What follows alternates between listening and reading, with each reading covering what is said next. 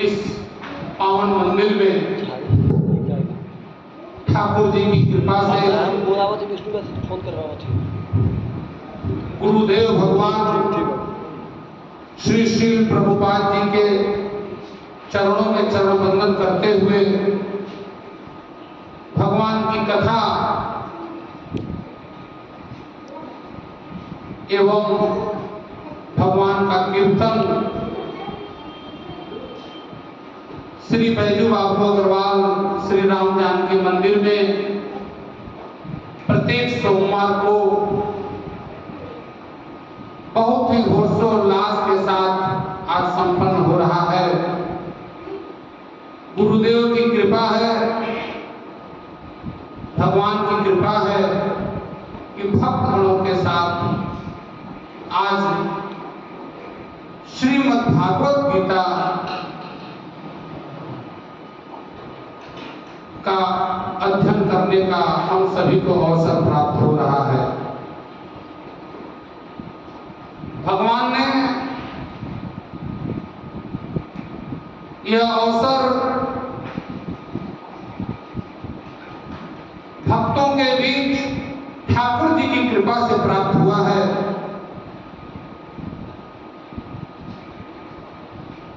श्री बैजू बाबू अग्रवाल परिवार एवं कथा सागर परिवार के प्रेम और सहयोग से यह आयोजन इस मंदिर प्रांगण में होता है। मंदिर प्रांगण के पुजारी जी भगवान के इस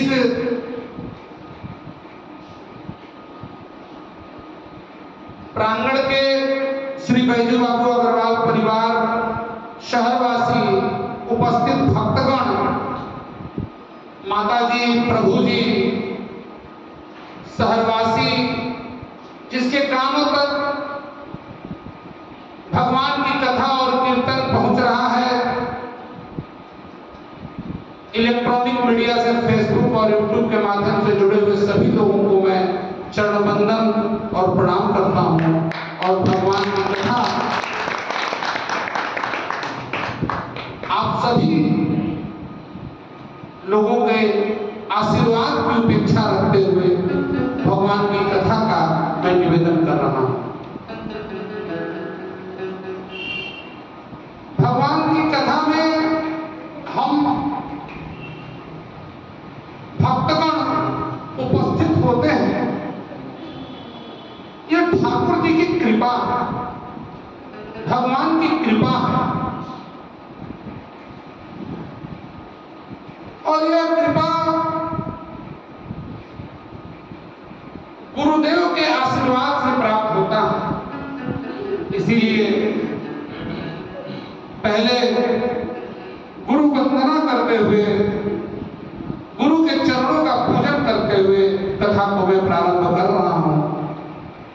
गुरु ब्रह्मा गुरु विष्णु गुरुदेव महेश्वर, गुरु साक्षात परम ब्रह्मा तमसे श्री गुरुवे नमः।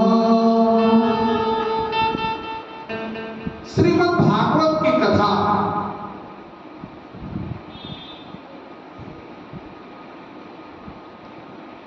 हम लोग श्रवण कर रहे हैं, लेकिन सबसे पहले हमें श्रीमद् भागवत के विषय में जानना बहुत जरूरी है।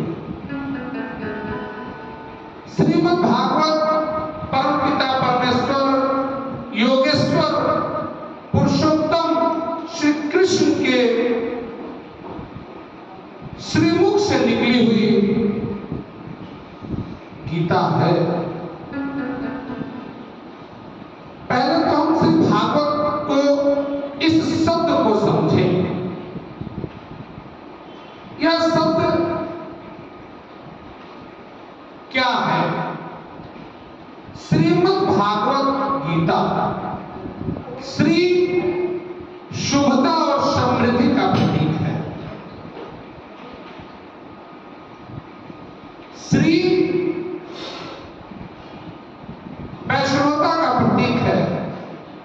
श्री उज्ज्वलता का प्रतीक है।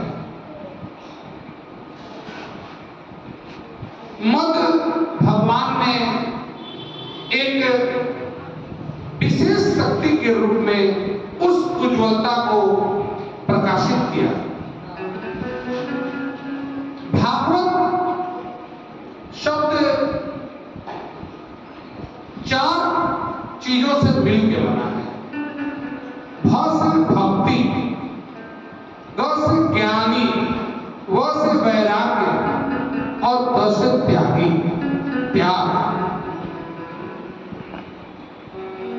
आपके अंदर जब भक्ति आएगी, ज्ञान आएगा, वैराग्य उत्पन्न होगा और त्याग की भावना आएगी, तब श्रीमद् भागवत का शब्द अपने शरीर के अंदर, अपने मन के अंदर, अपने चेतन मन के अंदर प्रवेश हो जाएगा। आज इसे अगर हम दर्शन शास्त्र के हिसाब से समझें तो भाव का मतलब होता है रोशनी, प्रकाश, भानु। ग से गति। इस ब्रह्मांड में यह सबसे 2 चीजें निरंतर व्याप्त हैं। भानु, सूर्य की रोशनी निरंतर व्याप्त है। गति, पृथ्वी के अंदर हमेशा निरंतर गतिमान है। वह का मतलब होता है अध्ययन और त से तत्व, भागवत। आप इसे ऐसे समझें, यह पृथ्वी हमेशा गतिमान है, सूर्य अपने प्रकाश को प्रकाशित कर रहा है। आप इसे समझें, ईश्वर की सत्ता को और ईश्वर को समझें, यही भागवत है। भगवान के श्रीमुख से निकले हुए शब्द गीत के माध्यम से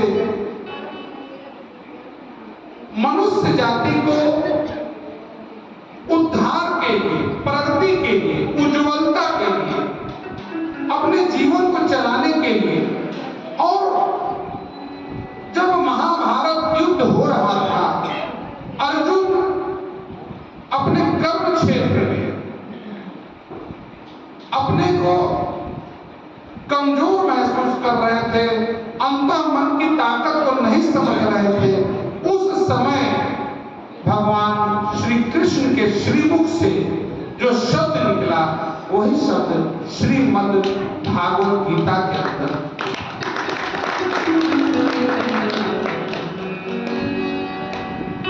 अब इसे हम अपने अंदर धारण करने की जो प्रक्रिया है, कालखंड में भगवान ने अपने श्रीमुख से अर्जुन को उपदेश दिया। अर्जुन पूर्ण रूप से उसे पालन करके भगवान के सभी शब्दों को, सभी श्लोकों को अपने अंदर धारण करके इस महाभारत के युद्ध को जीता। भगवान के इस उपदेश का हम भक्तगण अपने जीवन में कितना लाभ प्राप्त करके अपने जीवन को हम प्रकाशित करें, भानु करें, गतिमान करें, अध्ययन करें, तत्व को समझें, यही भागवत है। इन सभी चीजों को अपने जीवन में उतारने के लिए भगवान ने यह सत्संग रूपी व्यवस्था, कथा रूपी व्यवस्था इस धरोधाम पे बनाया।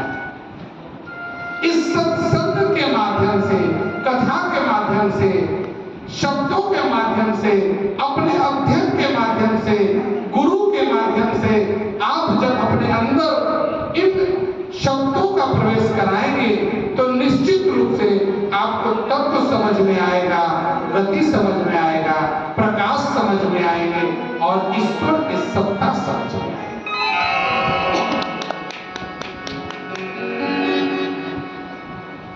ईश्वर की सत्ता समझने के लिए मनुष्य को सबसे पहले भगवान तत्व को समझना होगा।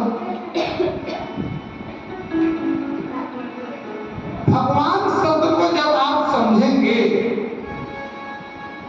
तब आपको ईश्वर की सत्ता समझ में आएगी।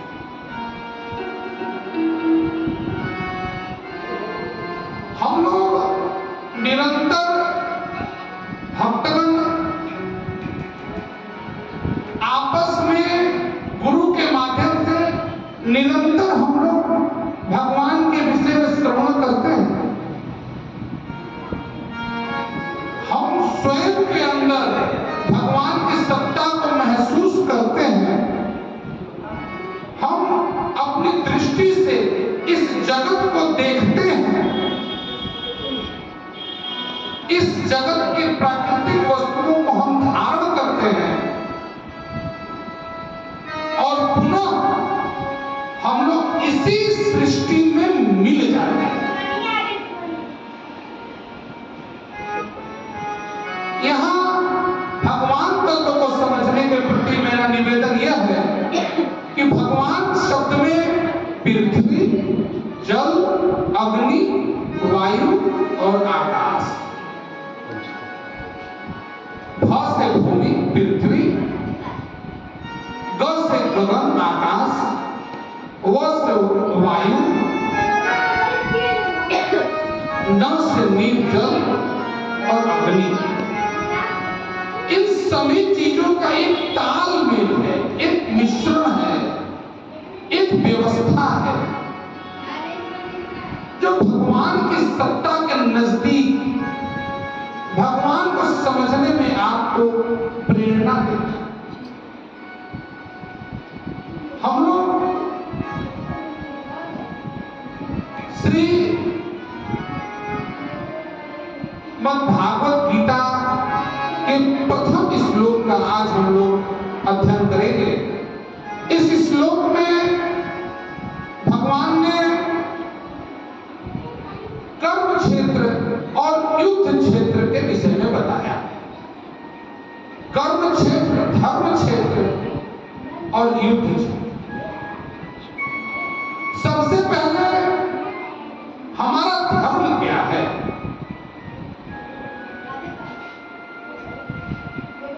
और कर्म क्या है, और धर्म और कर्म के बीच में जो संघर्ष चल रहा है वही युद्ध।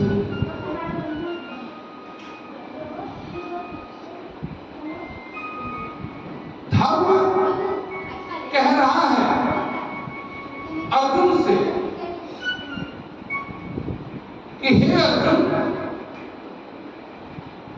इस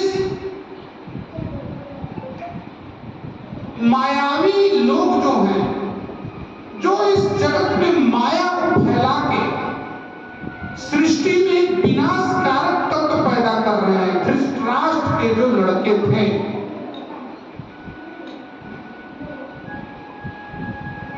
उनसे आप युद्ध करें, लेकिन वह युद्ध नहीं कर पा रहे थे। भगवान के सामने जब वो पहुंचे, भगवान से उनकी जो वार्ता हो रही है और इस वार्ता के क्रम में श्री कृष्ण उनको उपदेश देते हैं, तो उन्हें अपना धर्म क्षेत्र समझ में आता है,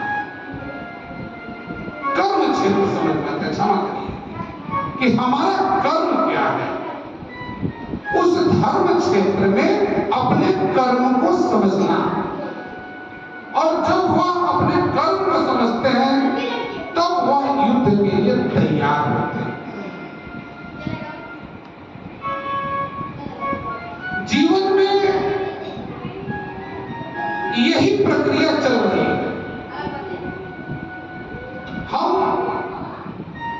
कर्म से कहीं ना कहीं दूर हट रहे हैं। इस कर्म की दूरी के कारण धर्म की रक्षा नहीं हो पा रही है, और धर्म की रक्षा नहीं होने के कारण स्वतः मन में ही युद्ध चल रहा है।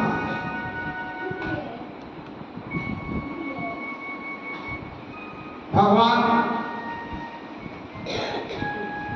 अपने श्रीमुख से जो वचन अर्जुन को उपदेश दिए, उस उपदेश के आधार पर अर्जुन ने अपने अंदर मन में परिवर्तन कर यह युद्ध करने के लिए वह तैयार हुए।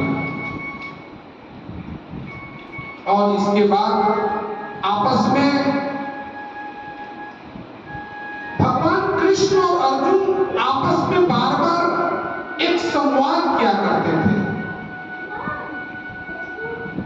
कारण संवाद का यही था कि अर्जुन भगवान श्री कृष्ण को शुरू में भगवान नहीं समझते थे,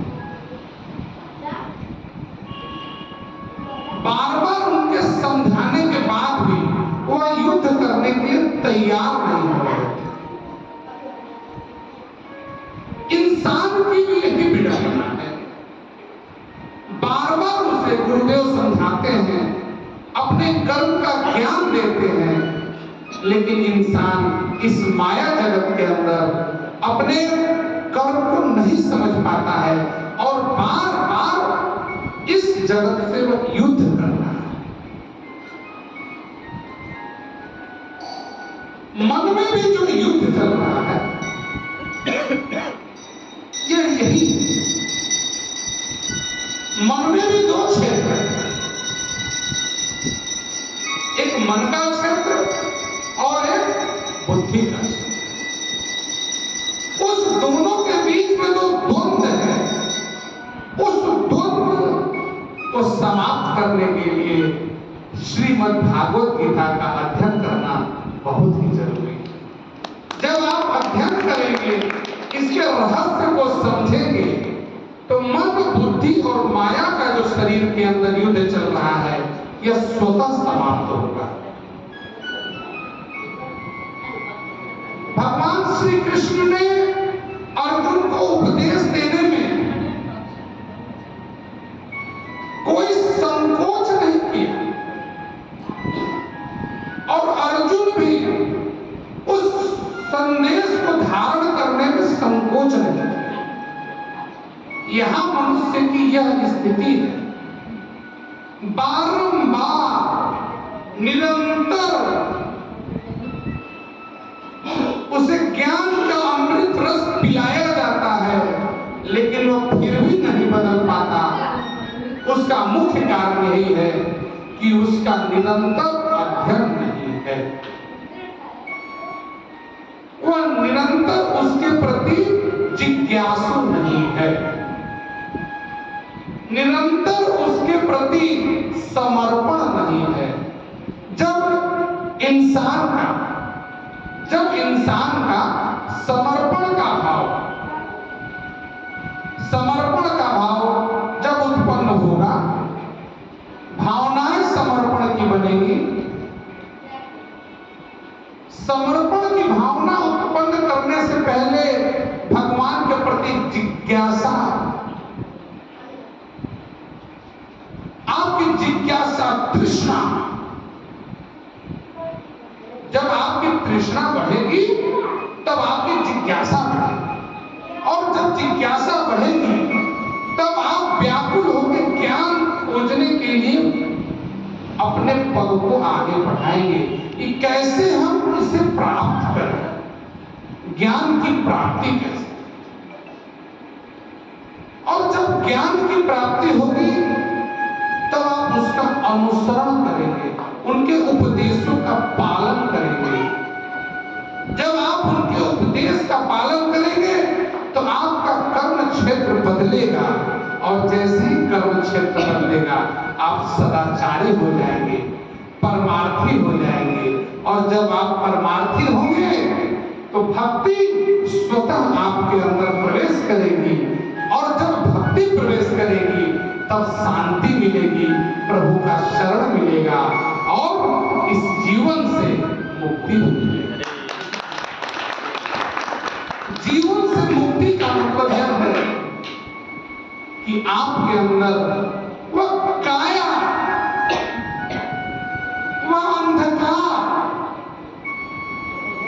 वह वैवनता, वह दृष्टि दोष, मन के दोष समाप्त होंगे।